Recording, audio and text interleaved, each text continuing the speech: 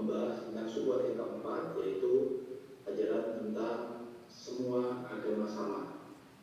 Sebelum kita mulai kajian, ada beberapa maklumat yang ingin saya sampaikan terkait dengan tata kajian. Yang pertama, dimohon agar para jemaah mengaktifkan mikrofonnya hingga berakhir kajian. Dan yang kedua, bagi para jemaah akhwat dimohon juga untuk mengaktifkan video atau kameranya. Dan yang ketiga, mari kita luruskan niat kita semata-mata menghadap Allah Subhanahu wa taala dalam menuntut ilmu. Yang keempat, bagi para jemaah yang ingin menyampaikan pertanyaan bisa disampaikan melalui nomor pesan singkat yang saya sampaikan di chat room. Dan yang terakhir, bagi jemaah yang bertanya, dimohon pertanyaannya agar berkesesuaian dengan tema yang kita bahas pada malam hari ini. Barakallahu fikum, semoga kita senantiasa istiqomah dalam ilmu. Tafadhol. Bismillahirrahmanirrahim. Assalamualaikum warahmatullahi wabarakatuh. Alhamdulillahi ala ihsani wa syukru lahu ala taufiqihi wa amtinani wa asyhadu an la ilaha illallah wahdahu la syarika lahu ta'ziman li sya'ni wa asyhadu anna Muhammadan abduhu wa rasuluh da'ila ridwani. Allahumma salli alaihi wa ala alihi wa ashabi wa ikhwani. Para jemaah Masjid Al-Ikhlas Duku Bima yang dirahmati Allah Subhanahu wa taala, kita masih melanjutkan bahasan kita tentang syubhat-syubhat yang dilontarkan oleh para dai pluralis yang ingin melegalkan bahwasanya semua agama sama, ingin menyamakan antara agama tauhid dengan agama syirik, ya. Ingin menyamakan antara agama yang menyeru kepada peribadatan kepada penguasa alam semesta dengan agama-agama yang menyeru kepada peribadatan kepada makhluk, kepada nabi, kepada batu, kepada pohon, kepada sapi dan lain-lain. Taib, mereka sebagaimana kita sebutkan, mereka berdalil dengan Al-Quran maupun sunnah Nabi sallallahu alaihi wasallam, dan dalilan mereka selalu tidak pada tempatnya, dan mereka berani berbohong, berani memanipulasi perkataan para ulama, mempelintir ayat-ayat Allah Subhanahu wa taala. Dan sebagaimana sudah kita jelaskan metode mereka, manhaj mereka ini sebagaimana terlalu, dan kita akan sebutkan lagi metode mereka pada pertemuan. Pelintir ayat, manipulasi, memotong, dan mereka tidak jujur, tidak sebagaimana yang mereka dengung-dengungkan bahwasanya mereka adalah tokoh-tokoh akademisi yang menjunjung kejujuran, namun ternyata mereka tidak jujur. Tapi di antara propaganda yang mereka ingin jadikan dalih untuk menyamakan semua agama, kata mereka bahwasanya ajaran para nabi adalah sama, atau ajaran seluruh agama adalah sama. Ajaran seluruh agama adalah sama, ya. Tapi mereka menyebutkan dari ini saya sudah tulis di sini ada beberapa sisi, ya, di mana mereka mengatakan semua agama sama, yaitu agama Ibrahimiyah terutama, dan mereka tidak membatasi hanya pada agama Ibrahimiyah, tidak hanya membatasi pada Yahudi, Nasrani dan Islam, bahkan mereka melebar. Tapi ini ada beberapa poin yang mereka ingin jelaskan bahwasanya ajaran semua agama sama. Kalau ajaran semua agama sama, substansinya sama, berarti semua agama benar. Berbeda hanyalah hal-hal yang tidak prinsip. Di antaranya mereka mengatakan seluruh agama, pertama, ya, kata mereka, seluruh agama berasal dari satu keluarga yang merupakan satu kesatuan, yaitu keturunan Adam alaihissalam. Dan mereka berdalil dengan firman Allah, kana an-nasu ummatan wahidah fa ba'atsallahu an-nabiyyina mubasysyirin wa mundzirin wa anzalna ma'ahumul kitab liyahkuma bainan nas fi ma ikhtalafu fihi, dan seterusnya dalam surat Al-Baqarah ayat 213. Dalilnya Allah berfirman, kana an-nasu ummatan wahidah, manusia dahulu adalah umat yang satu. Lantas Allah mengutus para nabi memberi kabar gembira dan memberi peringatan. Jadi mereka mengatakan kita ini dulu semuanya sama. Sama-sama dari Nabi Adam alaihissalam. Dulu bersatu, kemudian terjadi perselisihan, ribut masalah sosial, perkelahian, pertentangan, ya. Sehingga Allah butuh untuk mengutus para nabi untuk mempersatukan kembali. Jadi mereka menafsirkan ayat ini bahwasanya maksudnya dahulu kita satu dalam fisik, dalam kesamaan, kemudian terjadi perselisihan sehingga butuh diutus nabi untuk menyatukan kembali. Tapi kita semua adalah sama. Yang kedua, mereka menganggap semua agama menyerukan untuk menyembah Tuhan yang sama. Tuhan yang diseru oleh Nasrani, Tuhan yang diseru oleh Yahudi, Tuhan yang diseru oleh Islam sama, Allah Subhanahu wa taala. Bahkan mereka melebar, bukan cuma agama samawi, bukan Yahudi, Nasrani, Islam saja, bahkan semua agama menyeru kepada Tuhan yang sama, Tuhan yang esa. Meskipun namanya mungkin berbeda-beda, tetapi semuanya kembali kepada Tuhan yang esa. Bahkan dengan berani mereka mengatakan semua agama menyeru kepada tauhid, ya. Semua agama menyeru kepada tauhid. Jadi mereka menganggap, dan ini pernyataan pertama kali dilontarkan oleh Harun Nasution. Saya nukil dalam bukunya, ya.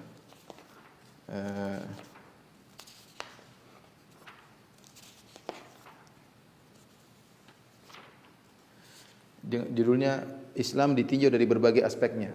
Islam ditinjau dari berbagai aspeknya. Harun Nasution, ya, jadi Harun Nasution. Ini yang mengambil gelar doktor di Kanada kalau tidak salah, ya. Dan dia yang pertama kali membawa sekularisme ke tanah air, ya. Wafat 1998 Masehi, Harun Nasution. Setelah dia kembali dari Kanada, kemudian dia membawa ajaran sekularisme, dan itu termasuk orang yang meletakkan dasar-dasar liberalisme dan pluralisme di antara Harun Nasution. Dia mengatakan bahwasanya agama Hindu juga bertauhid. Beliau berkata, agama-agama yang dimasukkan dalam kelompok agama monoteisme, yaitu agama tauhid, adalah Islam, Yahudi, Kristen dengan kedua golongannya, yaitu Protestan dan Katolik yang terdapat di dalamnya, dan Hindu. Ya. Lihat, Islam ditinjau dari berbagai aspeknya. Volume 1 atau jilid 1 halaman 12. Jadi, kata Harun Nasution, agama monoteisme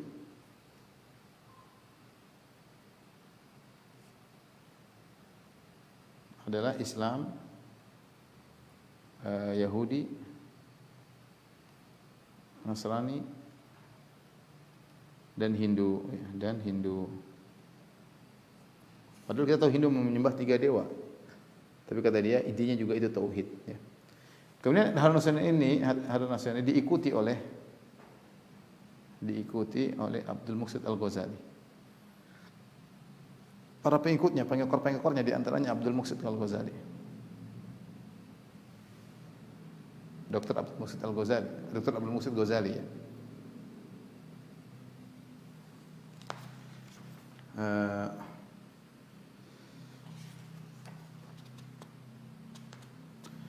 Abdul Muqsid Ghazali berkata, ya, sebagaimana Yahudi, Islam menganut pandangan monoteisme yang ketat. Ini berbeda dengan Kristen yang pandangan monoteismenya lebih longgar. Jadi tapi semuanya monoteisme. Kata dia, Yahudi ketat, Islam juga ketat, Kristen tidak ketat. Tapi sama-sama menganut monoteisme. Namun konsep pandangan monoteisme itu lebih longgar.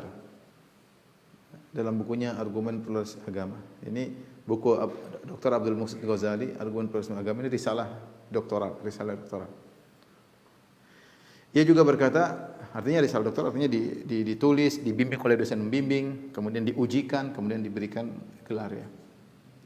Ia juga berkata, sekalipun Tuhan hanya satu, cara orang merumuskan dan mendefinisikan Tuhan sangat beragam. Sekalipun Tuhan hanya satu, cara orang merumuskan dan mendefinisikan Tuhan sangat beragam. Umat Islam, Yahudi, dan Nasrani percaya Tuhan itu satu, percaya bahwa Tuhan itu satu. Namun sebagaimana satunya Tuhan, ini lihat halaman 294 yang saya nukil di buku disertasi ini, halaman 294. Namun bagaimana satu Tuhannya, disitulah para ulama dan agama-agama berbeda-beda dalam mengkonseptualisasikannya. Jadi berbeda konsep aja, tapi intinya Tuhan itu satu. Ini hanya sekedar nanti kita akan sebutkan usaha-usaha mereka untuk melegalkan bahwasanya Nasrani dan Hindu adalah juga agama tauhid. Ini terlalu jauh bagi kita, ya. Allah mengatakan mereka musyrikin, ya. Kemudian di antara kesamaan agama-agama, poin yang ketiga, semua agama menyuruh kepada nilai-nilai kemanusiaan. Semua agama menyuruh kepada kebaikan, kepada akhlak yang mulia, kepada persamaan, kepada anti diskriminasi, kemudian kepada kemanusiaan, humanisme, kepada keadilan, ya. Yang itu ditunjukkan oleh ayat-ayat dalam Al-Quran. Di antaranya mereka berdalil dengan firman Allah, "Makana Ibrahimu Yahudiyan wala Nasraniyan walakin kana hanifan muslima wa ma kana musyrikin." Ibrahim bukanlah Yahudi dan juga bukan Nasrani, tetapi Ibrahim adalah hanifan. Ibrahim adalah hanif, yaitu condong kepada Hanif itu ya mereka mengartikan hanifan di sini, Ibrahim itu hanif. Tadi menyeru kepada nilai-nilai sosial. Hanif maksudnya nilai-nilai sosial.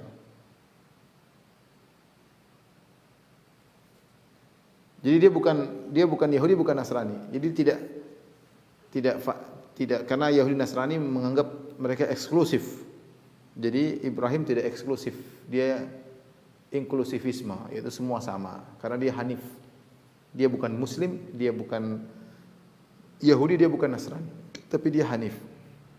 Ini dalil bahwasanya semua agama sama. Ya, jangan eksklusifkan ya. Tapi dia inklusivisme, yaitu semuanya sama, terbuka untuk semua.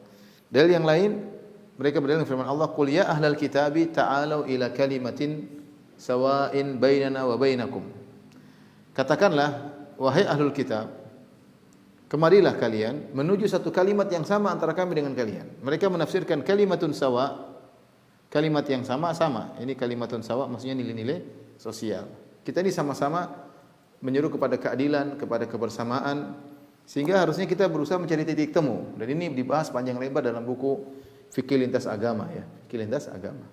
Kemudian diikuti oleh filsuf agama di zamannya Nur Khalis Majid dan teman-temannya, kemudian diikuti oleh pluralis belakangan seperti Abdul Muhsin Ghazali, Zuhair Misrawi dan yang lainnya. Tapi ini di antara poin-poin yang mereka dengan dalil ini mereka mengatakan bahwasanya semua agama sama. Kalau semua agama sama, ajarannya sama, ya berarti ya sama semua menuju pada kebenaran. Berarti legal bahwasanya mereka adalah agama yang benar. Semua menyuruh kepada kebenaran dan semua mengantarkan kepada surga. Inilah 3 poin, saya ulangi. Mereka mengaku semua agama sama dari ajarannya. Pertama, berasal dari satu keluarga yang sama, dari Nabi Adam alaihissalam. Yang kedua, sama-sama agama tauhid. Sama-sama agama tauhid. Yang ketiga, sama-sama menyuruh kepada nilai-nilai kemanusiaan, nilai-nilai sosial. Kita akan bahas syubhat mereka satu persatu biidznillah taala.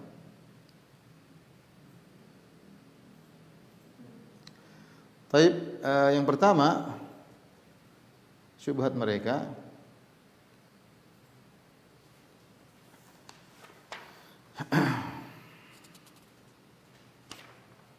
atau kita bahas pertama propaganda mereka syubhat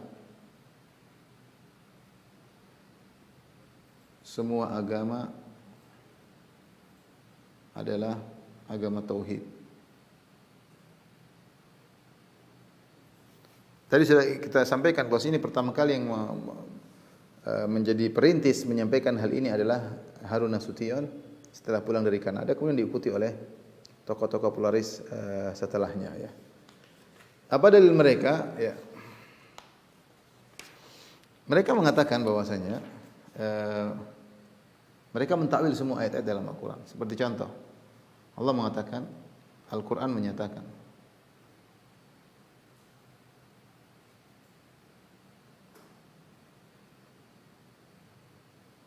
Al-Qur'an menyatakan ya. Nasara musyrikun. Yahudi musyrikun.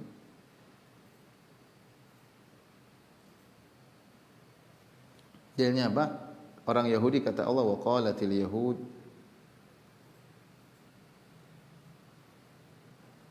wa qalatil yahudu Uzairu bin Allah. Berkata orang Yahudi, Uzair adalah ibn Allah. Orang-orang Yahudi berkata, Uzair putra Allah, anak Allah. Anak Allah. Wa qalatin nasara, ya, wa qalatin nasara dalam Al-Qur'an, Al-Masih ibn Allah. Nasara berkata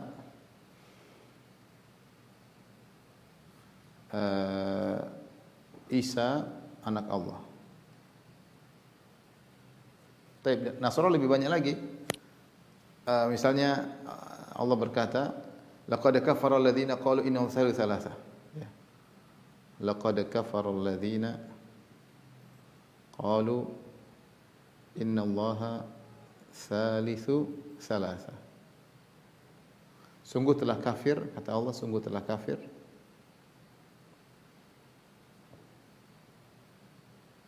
orang-orang yang menyatakan Allah satu dari yang tiga, Allah Trinitas. Kemudian juga laqad kafara alladzina qalu innallaha huwal masih ibnu maryam, innallaha huwal masihu ibnu maryam. Sungguh telah kafir orang-orang yang menyatakan Allah adalah Isa. Allah adalah Isa. Baik, apa yang mereka lakukan dengan ayat ini? Apalagi Allah berfirman, innal ladzina kafaru min ahlil kitab wal musyrikin. Itu orang kafir dari ahlul kitab dan musyrikin. Allah kafirkan mereka. Nah, mereka mengatakan bahwasanya untuk melegalkan ini, mereka mengatakan Nasara kata mereka ya. Saya bacakan pernyataan mereka. Kata mereka Allah tidak bermaksud membawa ayat ini kepada seluruh Nasara. Ini hanyalah ayat-ayat ini di antara kata mereka. Ayat-ayat ini tidak berlaku pada seluruh sekte Nasara. Sehingga jangan semua, tidak semua. Nasara sekarang banyak yang bertauhid kata mereka. Kemudian mereka berdalil perkataan Muhammad Rashid Ridho dan bohong. Saya sudah buktikan Rashid Ridho tidak mengatakan demikian. Ya, mereka berusaha berdalil dengan Suyuti, dengan Al-Mahalli, Muhammad Rashid Ridho. Mereka bohong. Jadi mereka ini berani bohong. Kata mereka ini pernyataan Muhammad Rashid Ridho. Kita cek kepada kitab tafsirnya Al-Manar Muhammad Rashid Ridho tidak demikian. Dan saya nukil kedustaan mereka. Jadi kata mereka ini tidak berlaku pada seluruh sekte Nasara. Ada sekte-sekte Nasara yang bertauhid. Ada sekte-sekte Nasara yang bertauhid. Tapi kata mereka juga maksud Nasara Isa anak Allah bukanlah anak biologis. Jadi kata mereka yang kafir itu kalau dikatakan anak biologis. Tapi ini hanyalah majaz, ini hanya majaz. Hanyalah majaz. Jadi kalau kafir itu kita bilang mereka musyrik kalau mereka menganggap Isa itu anak biologisnya Allah, baru itu disebut musyrik. Jika tidak maka tidak. Jika tidak maka tidak. Ini pernyataan mereka ya.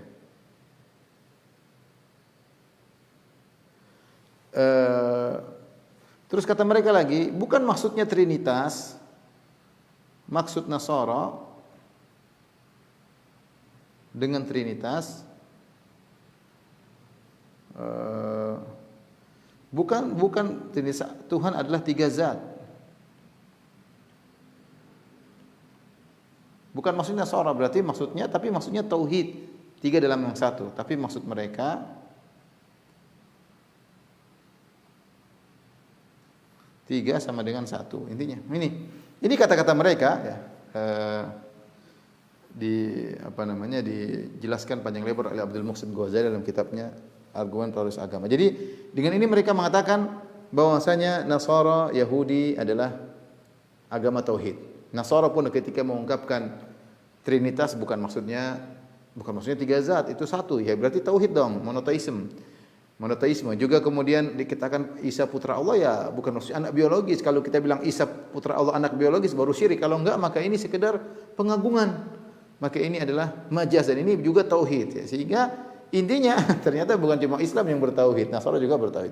Saya enggak tahu apa yang bisa mereka lakukan terhadap Hindu yang mengatakan ada dewa pencipta, dewa Brahmana, kemudian dewa pemelihara, dewa Wisnu, ada dewa perusak, dewa Siwa.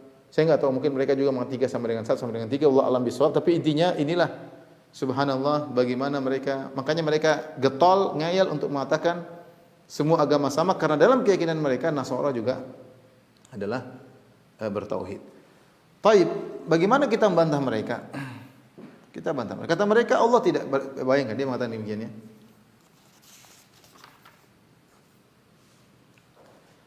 Dia berkata, adapun penafsirannya penting dicatat. Ini Abdul Muhsin Al-Ghazali, dia berkata, adapun penafsirannya penting dicatat bahwa sejauh menyangkut soal akidah, Al-Quran tidak memerintahkan agar orang-orang yang percaya tentang konsep Trinitas itu agar dihukum dan diskriminasi. Al-Quran tidak pernah memerintahkan orang-orang yang meyakini konsep Trinitas untuk dihukum dan didiskriminasikan. Al-Quran hanya menyatakan ketidaksetujuannya. Jadi Al-Quran memang tidak setuju. Ini bohong. Bukan tidak setuju, Al-Quran menghukum mereka kafir. Al-Quran menghukum mereka di neraka jahanam. Allah menyatakan mereka kafir, Allah menyatakan mereka di neraka jahanam. Kemudian katanya tidak ada diskriminasi, tidak dihukum, hanya tidak setuju.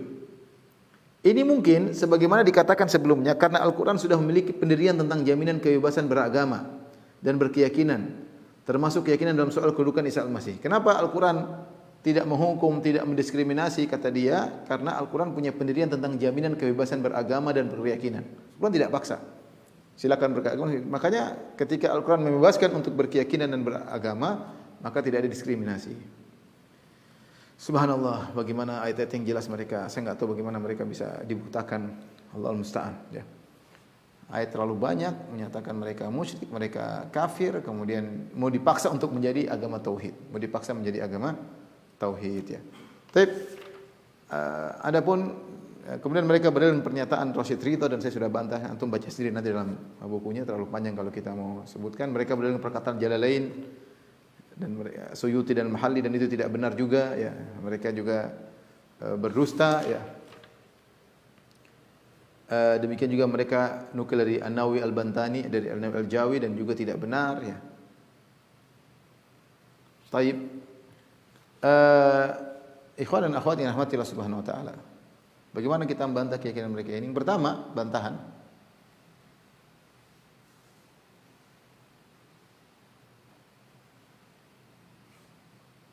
Bantahan jelas. Allah menghukum kafir mereka. Kafir dan di neraka terhadap Yahudi Nasrani, terhadap Yahudi dan Nasrani. Bukan cuma ya Allah menghukum mereka kafir, laqad kafara innal ladzina kafaru min ahlil kitab wal musyrikin. Sungguhnya orang kafir dari kalangan ahlul kitab dan kaum musyrikin. Allah menghukum mereka kafir. Jangan cuma dikatakan tidak disetujui, tidak boleh diskriminasi, karena ini semua kedustaan. Allah menghukum mereka dengan kafir dan Allah vonis mereka dalam neraka jahanam. Kemudian Allah menyebutkan sekte-sekte. Sekte-sekte dalam Nasrani ada 3 model. Dalam Al-Quran disebut 3 sekte. Pertama yang meyakini Trinitas, sekte Trinitas. Sekte yang meyakini Allah sama dengan Isa. Sekte yang meyakini Isa putra Allah. Baik. Sampai sekarang sekte-sekte ini masih ada. Masih ada. Sebagaimana zaman dahulu sekte-sekte tersebut Allah kafirkan, zaman sekarang juga selama mereka masih meyakini satu dari yang 3 atau Isa adalah putra Allah, ya. Maka apa namanya? Sama. Ya, tidak ada dalil bahwasanya terjadi perubahan drastis dari sekte di zaman Nabi, Nasrani zaman Nabi kemudian berubah sekarang bertauhid meyakini Isa bukan putra Allah. Enggak, sama sekte yang dulu sama sekte yang sama, mirip-mirip. Dan semuanya ini semuanya divonis kafir, semuanya kafir. Semuanya divonis kafir dan di neraka, ya. Kemudian yang ketiga, perhatikan, tidak ada satu sekte pun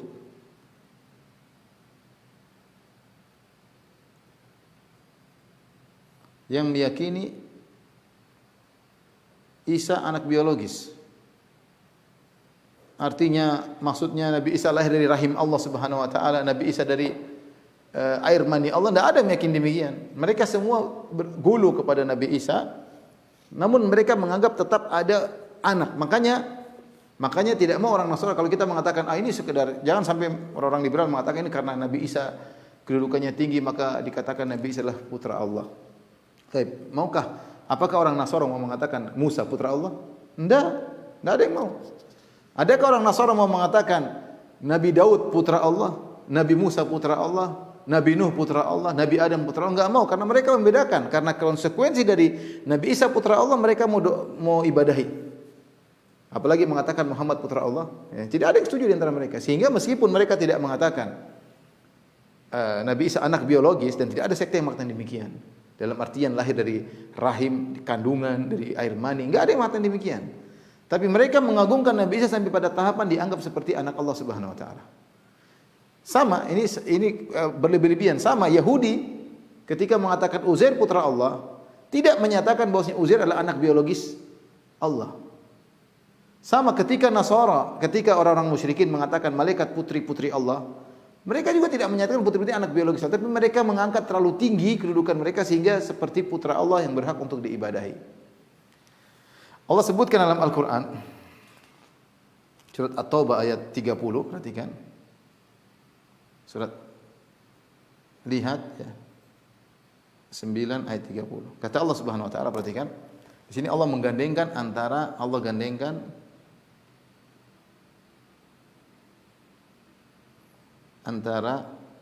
Yahudi, Nasara dan musyrikin.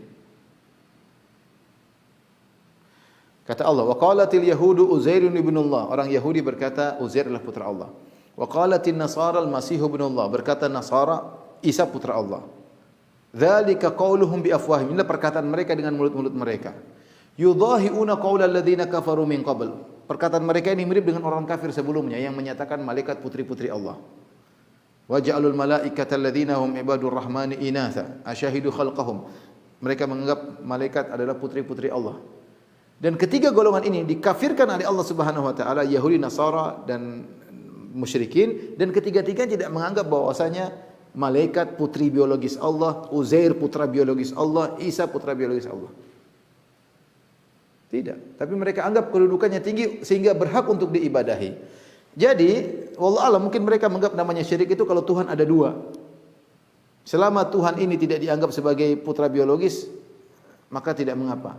Kita bilang menganggap Tuhan satu dari tiga sudah syirik, apalagi beribadah kepada Nabi yang dianggap sebagai putra Allah, syirik. Ini jelas kesyirikan. Jadi aneh, subhanallah, mereka berusaha untuk melegalkan kesyirikannya orang-orang Nasara, bahkan orang-orang Hindu juga mereka yang menyatakan mereka adalah agama tauhid.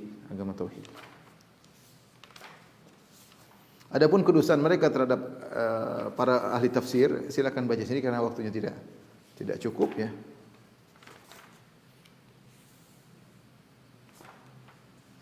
Tapi kita lanjutkan pada dalil syubhat yang kedua. Win.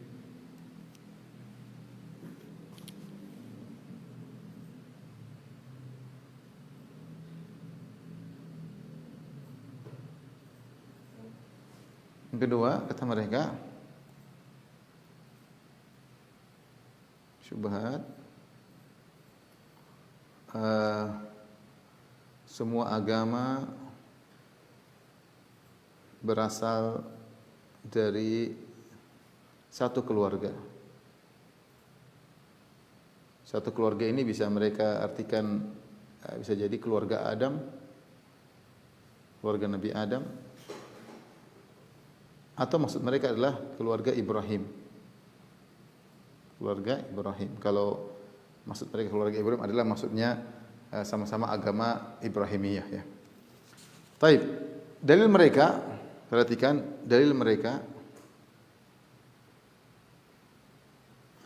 dalam surat Al-Baqarah 213. Saya bacakan. Kana an-nasu ummatan wahidah. Allah berfirman dulu manusia satu, umat yang satu. Dalam ayat yang lain fakhtalafu, kemudian mereka berselisih. Fa ba'atsallahu an-nabiyyina mubasysyirin wa mundzirin. Lalu Allah mengutus para nabi sebagai pemberi kabar gembira dan sebagai pemberi peringatan. Wa anzala ma'ahumul kitaba bil haqq, dan Allah turunkan bersama nabi-nabi tersebut al-kitab, yaitu kitab suci. Liyahkuma bainan nas, agar Allah menghukum di antara manusia fi makhtalafu fihi, atas apa yang mereka perselisihkan. Wa makhtalafa fi illa alladziina utuhu min ba'di ma ja'atuhumul bayyinatu baghyan bainahum.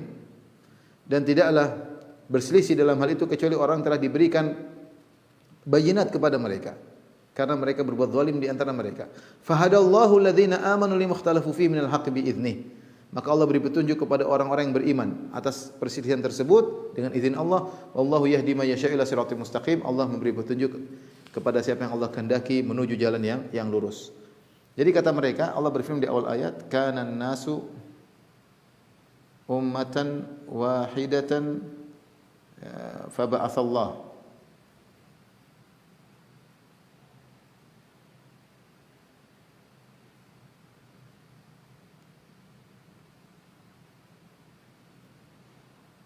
Fabasa Allahu an-nabiyina mubasysyirin wa munzirin.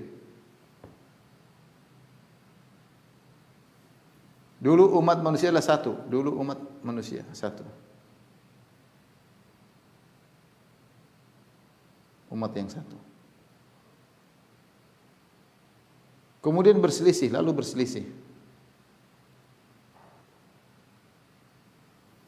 Kata mereka umat yang satu, maksudnya secara fisik, yaitu fisik mereka bersatu, fisik mereka bersatu. Kemudian mereka berselisih dalam urusan dunia, berselisih, bercerai-berai. Ini model tafsiran ini tafsir mereka.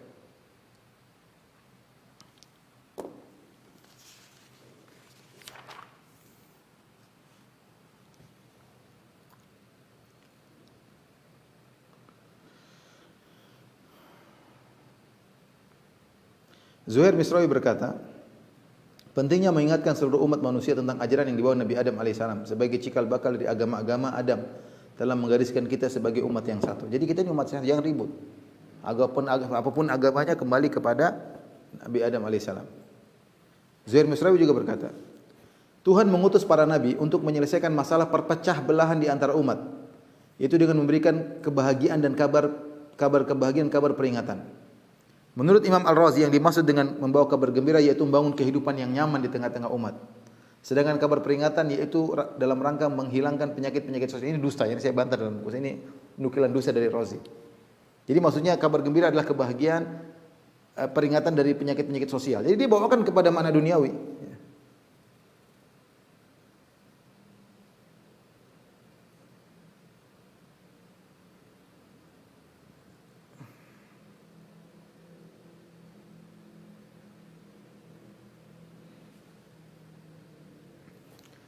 Baik, bagaimana kita membantah ya?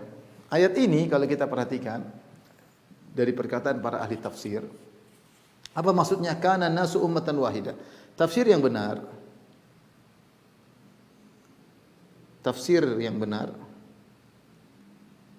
menurut para ahli tafsir seperti At-Tabari, kemudian Ar-Razi, Ibnu Katsir, bahkan menukil dari para sahabat Ibnu Abbas. Maksudnya apa? Kana nasu ummatan wahidah, manusia dulu umat yang satu.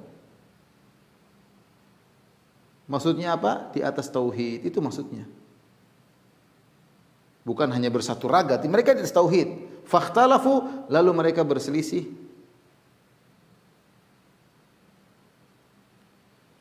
Karena ada yang musyrik. Karena ada yang terjerumus dalam kesyirikan. Gitu tafsir yang benar. Saya bacakan ya. At-Tabari berkata, fa inna dal Qur'an wadhihun ala anna alladziina akhbarahumullahu anhum annahum kanu ummatan wahidah. Sungguhnya dalam Al-Qur'an sangat jelas di mana menjelaskan Allah kabarkan tentang umat yang dahulunya umat yang satu. Inna makanu ummatan wahidatan alal iman. Mereka dikatakan umat yang satu karena mereka berada di atas iman wa dinil haq, di atas agama yang benar, dunal kufri billah wa syirki bihi. Bukan di atas kesyirikan dan kekufuran. Jadi maksudnya umat satu umat di atas tauhid maksudnya. Ya. Ibnu Katsir berkata, "Tsumma akhbara ta'ala anna hadha syirka hadithun fin nas ka'in ba'da an lam yakun." Allah menjelaskan bahwa syirik itu muncul belakangan. Dulunya manusia satu, maksudnya di atas tauhid. Wa anna an-nasa kulluhum kanu ala dinin wahid wa huwa al-Islam. Manusia dulu seluruhnya sejak zaman Nabi Adam di atas satu agama yaitu Islam. Qala Ibnu Abbas. Ibnu Abbas berkata, "Kana baina Adam wa Nuh asyaratu qurun." Antara Adam dan Nuh ada 10 generasi. Kulluhum alal Islam, semuanya di atas Islam. Tsumma waqal ikhtilaf bainan nas. Kemudian terjadi perselisihan. Apa ini maksud perselisihan? Itu ada yang syirik. Wa ubadatil asnam wal andad. Dan kemudian disembahlah, diibadahilah berhala-berhala, patung-patung. Fa ba'atsallahu ar-rusula bi ayatihi wa bayyinatihi. Maka Allah pun utus para rasul untuk memperbaiki ini karena mereka telah terjerumus dalam kesyirikan. Dan itu semua pernyataan para ahli tafsir. Jadi ayat ini Allah jelaskan, dulu manusia bertauhid, kemudian terjadi kesyirikan, diutus para rasul untuk membersihkan kesyirikan agar kembali kepada umat yang satu, umat tauhid. Ini tafsir para ahli tafsir. Apa yang dilakukan oleh orang-orang pluralis ini?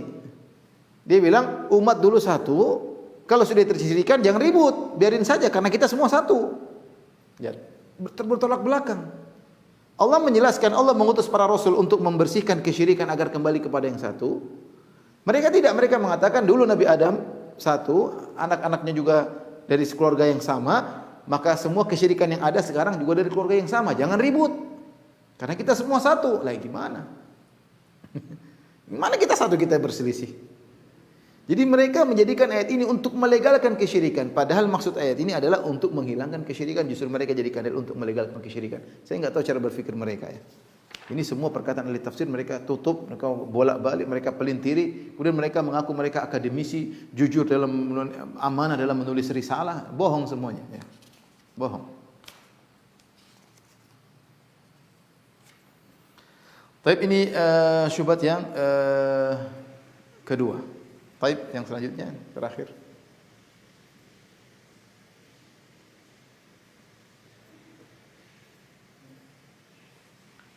Yang ketiga,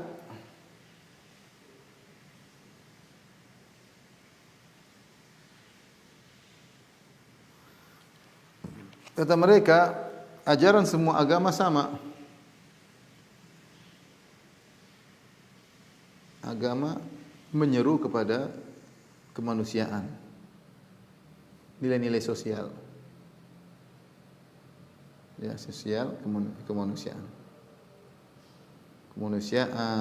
keadilan, persamaan, kebebasan, dan lain-lain. Taib. Dalilnya apa? Dalil mereka 2 ayat.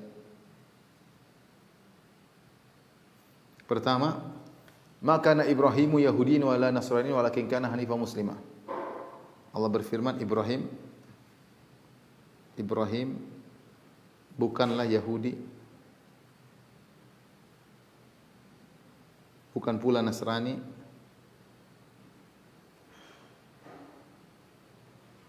akan tetapi hanif, Muslim sini maksudnya menyerahkan diri, kata mereka, mana awam, yaitu menyerahkan diri.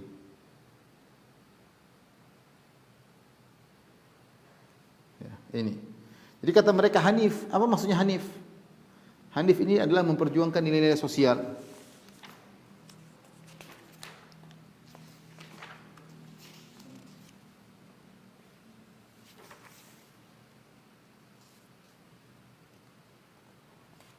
Saya bacakan ya.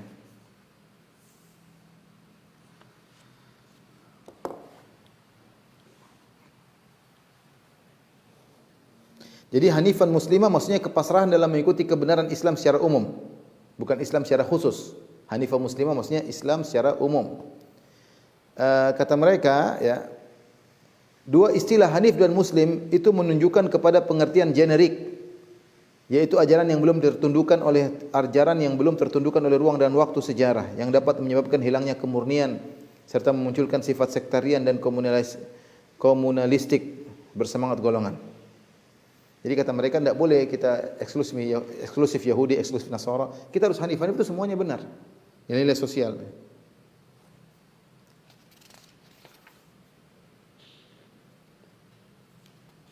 Gaya keagamaan kaum Yahudi dan Kristen pada masa Nabi dijadikan sebagai model sektarianisme dan komunalisme, suatu hal yang sesungguhnya dapat berlaku pada sebagian pemeluk agama-agama lain termasuk kaum muslim sendiri. Mereka juga berkata, ini dalam buku kalau tidak salah Fikih Lintas Agama, mereka membahas masalah ini tentang hanif. Apa maksudnya hanif? Kehanifan dan kemusliman sebagai agama generik dan fitri merupakan induk semua agama di mana saja. Kehanifan dan kemusliman adalah agama semua nabi dan rasul yang diutus Tuhan kepada setiap umat. Jika wujud lahiriahnya berbeda-beda, maka perbedaan itu diakibatkan ketetapan syariat dan minhaj yang berlainan untuk setiap kelompok dalam kurun waktu tertentu. Ya. Jadi mereka menganggap bahwasanya kehanifan adalah kesamaan, tidak boleh adanya sekte tertentu, tidak ada namanya eksklusifisme. Jadi dia adalah suatu makna yang sama di antara seluruh agama. Sehingga dikatakan dia generik, tidak terbatas oleh ruang dan waktu, suatu makna yang sama yang diyakini oleh seluruh agama, yaitu makna-makna sosial. Makna-makna sosial, itu maksud mereka ya.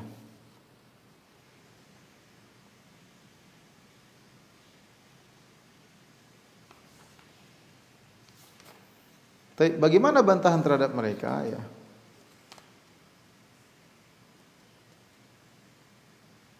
Karena mereka menganggap namanya Hanifiyah Musliman maksudnya ajaran-ajaran universal. Jadi Hanif ini maksudnya ajaran-ajaran Hanif adalah ajaran-ajaran universal yang disepakati oleh seluruh agama.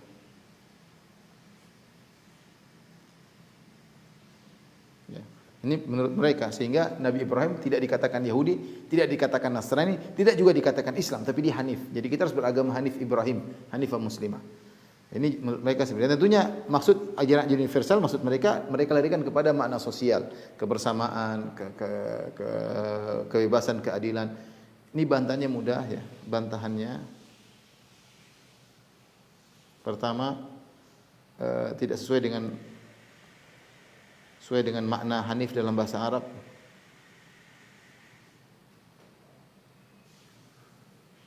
Ini Al-Quran bahasa Arab, makna Hanif secara bahasa adalah condong atau lurus. Kecondongan, maksudnya Hanifan, dan ini mayoritas ulama mengatakan Hanif maksudnya condong. Condong dari kesyirikan menuju tauhid, condong kepada tauhid jauh dari kesyirikan. Jadi pengertian mereka tidak sesuai dengan makna Hanif secara bahasa. Kemudian secara istilah juga, secara istilah. Istilah Hanif itu bukan musyrik, walakin kana hanifan muslima wa ma kana minal musyrikin. Jadi Hanif ya. Jadi Hanif adalah tidak syirik. Ini maknanya. Bukan malah melegalkan kesyirikan ya. Jadi tafsiran yang benar ketika Allah berfirman, "Maka kana Ibrahimu Yahudi wala Nasrani." Karena ya, Ibrahim bukanlah Yahudi, Ibrahim bukan Nasrani, tetapi dia Muslim kata Allah. Kenapa Yahudi menganggap kami pengikut Ibrahim? Nasara juga menganggap kami pengikut Ibrahim. Allah bantah Ibrahim bertauhid. Kalian Yahudi, Nasara musyrik. Demikian juga orang musyrikin berkata kami pengikut Ibrahim karena orang-orang Quraisy semua keturunan Ibrahim. Kata Allah kalian juga bukan pengikut Ibrahim karena Ibrahim Hanif, yaitu bertauhid. Ini yang membedakan antara Ibrahim, dia adalah Muslim, bukan Yahudi, bukan Nasrani, bukan musyrikin. Jadi tiga golongan, Yahudi keturunan Ibrahim sehingga membanggakan Ibrahim, Nasara keturunan Ibrahim karena mereka Bani Israel, keturunan Ibrahim mereka membanggakan Ibrahim, musyrikin juga keturunan Ibrahim karena mereka orang Quraisy semuanya keturunan Ismail dan mereka keturunan Ibrahim. Mereka mengatakan kami ini pengikut Ibrahim. Allah bantah. Kata Allah, maka Ibrahim Yahudi. Allah bukan Ibrahim bukan Yahudi. Wala Nasraniyah. Ibrahim juga bukan Nasraniyah. Walakin kana hanifan muslim. Wa ma kana minal musyrikin, juga bukan musyrik. Ibrahim bukan kalian bertiga karena Ibrahim adalah bertauhid. Ibrahim adalah bertauhid. Ini semua pernyataan ahli tafsir. Contoh Abu Hayyan berkata, ya, atau Al-Baydai, semua ahli tafsir berkata demikian. Ar-Razi berkata contohnya, yang sering mereka jadikan dalil. Lamma thabata anna Ibrahim kana qailan bitauhid. Tatkala Ibrahim adalah orang yang mengatakan tauhid, berkeyakinan tauhid, wa thabata anna an-nasara yaqulun bitatslits wal yahudu yaqulun bitasbih. Sementara Nasara menganggap trinitas, al-Yahudi mentasbih Allah dengan makhluk. Fa thabata annahum laisu ala dini Ibrahim, dan mereka bukan di atas agama Ibrahim yang bertauhid. Wa anna Muhammadan alaihi salam lamma da'ila tauhid. Adapun Muhammad ketika menyuruh kepada tauhid, kana huwa ala dini Ibrahim. Muhammad lah yang di atas agama Ibrahim. Makanya walakin kana hanifan muslima. Ibrahim itu Islam. Karena Muhammad menyuruh kepada tauhid sebagaimana Ibrahim menyuruh kepada tauhid. Jadi subhanallah, ayat ini sebagai dalil bantahan terhadap Yahudi, Nasrani dan musyrikin yang terjerumus dalam kesyirikan agar kembali kepada Ibrahim yang bertauhid, mereka rubah maknanya. Kata mereka semuanya benar. Karena semuanya menyeru kepada makna hanif, makna yang sama, makna sosial. Ayat tidak berbicara tentang makna sosial, ayat berbicara tentang tauhid. Subhanallah. Tapi dalil mereka yang lain,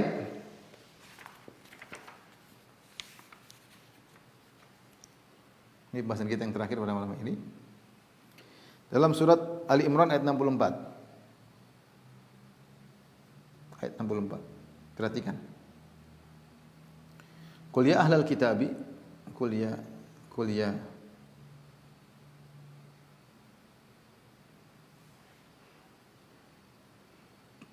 ta'alau ila kalimatin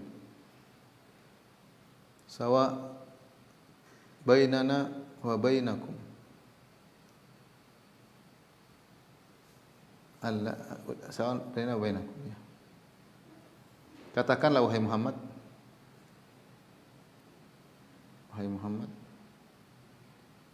katakanlah Muhammad, wahai ahlul kitab,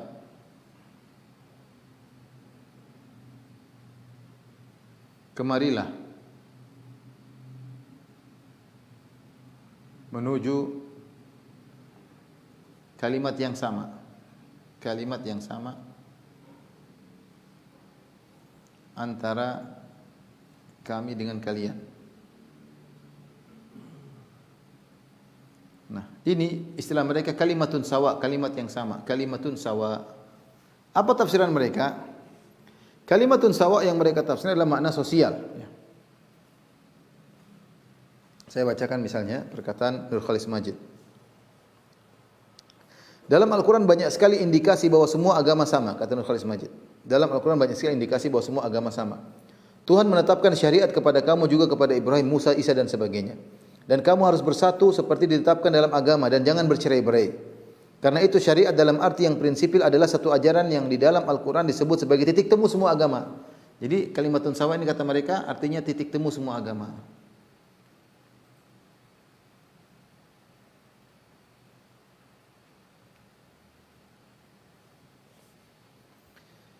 Atau disebut kalimatun sawa dan Nabi sendiri mencari kalimatun sawa. Nanti akan kita bertemu. Keadilan apa maksudnya kalimatun sawa? Titik temu semua agama maksudnya apa? Keadilan. Kata Nurul Khalis Majid, keadilan, saya bacakan, keadilan, persamaan, peri kemanusiaan, cinta kasih, dan silaturahmi. Ini kata mereka kalimatun sawa. Jadi kita nggak usah ribut masalah tauhid. Jadi makna sosiologis yang mereka perhatikan. Ya. Zuhair Misrawi berkata, maka yang dimaksud dengan kalimatun sawa adalah titik temu di tengah keberagaman dan perbedaan. Biarlah setiap agama mempunyai syariat dan yang berbeda-beda, tapi fondasi keberimanan adalah sama. Semuanya agama mempunyai komitmen pada ketauhidan yang sama. Ya, karena mereka anggap mereka semua bertauhid. Ya. Jadi titik temu tersebut mereka artikan dengan makna-makna sosial. Ya.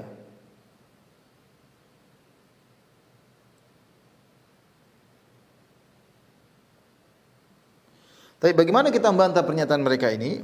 Kita bilang inilah disebut dengan jurus mabok. Ya. Saya sering bilang ini jurus mabok. Orang mabok yang baca ayat cuma sepenggal. Hanya sepenggal. Dan ini banyak mereka lakukan. Ya. Sudah kita sebutkan sebelumnya, ini contoh yang lain. Jadi ada orang mabok, ini hanya perumpamaan. Orang mabok nggak suka sama orang yang sholat.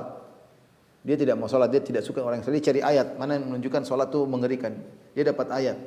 Fawailul lil musallin, celaka orang yang sholat. Sudah. Orang sholat Allah berfirman, fawailul lil musallin, celaka orang-orang yang salat.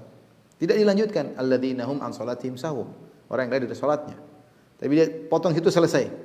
Tidak dilanjutkan akhir ayat. Ini namanya dalil orang mabok. Hanya motong sepenggal ayat kemudian dijadikan dalil. Sama seperti mereka dai-dai pluralis. Perhatikan bahwasanya kita baca ayatnya secara lengkap. Qul ya ahlal kitabi ta'alu ila kalimatin sawa'in bainana wa bainakum. Wahai ahlul kitab, kemarilah menuju kepada kalimat yang sama. Kalimat yang sama itu apa? Allah na'budu illallah. Kenapa Nabi menyuruh mereka untuk mengajak mereka? Karena mereka ada perbedaan dengan kaum muslimin, yaitu mereka berbuat syirik. Makanya kalimatun sawa Allah tafsirkan selanjutnya. Ila kalimatin sawa'in baina wa bainakum, kalimat yang sama antara kami dan kalian apa? Alla na'budu illallah, jangan beribadah kecuali hanya kepada Allah. Wala nusyrika bihi syai'a, dan jangan berbuat syirik sama sekali kepada Allah. Wala yattakhidha ba'dhuna ba'dhan arbaba min dunillah, dan tidak menjadikan satu sama lain tuhan-tuhan selain Allah. Subhanallah. Ini ayat maksudnya kalimat sawa itu adalah menyuruh mereka untuk meninggalkan peribadatan kepada selain Allah. Apa kata Ibnu Jarir At-Tabari? Kalimatun sawa wal kalimatul adl, ya, yakni kalimatu adl. Kalimat sawa maksud kalimat keadilan. Apa itu? Hiya an wahidallah fala na'budu ghairahu. Kita beribadah kepada Allah, tidak beribadah kepada selainnya. Wa nabra'a min kulli ma'budin siwahu, dan kita tidak berlepas diri daripada seluruh sembahan selain Allah. Fala nusyrika bihi syai'a, dan kita tidak akan berbuat syirik kepada selain Allah sama sekali, ya. Dan ini sangat jelas dalam Sahih Bukhari, hadis yang panjang, ya. Hadis yang panjang. Jadi dalam Sahih Bukhari kisah tentang Nabi ketika Abu Sufyan sedang berdagang di di negeri Syam, kemudian dipanggil oleh Raja Heraklius, kemudian Raja Heraklius pun berdialog dengan Abu Sufyan. Kemudian ternyata Nabi mengirim surat kepada Heraklius. Apa isi surat tersebut? Ya. Isi surat tersebut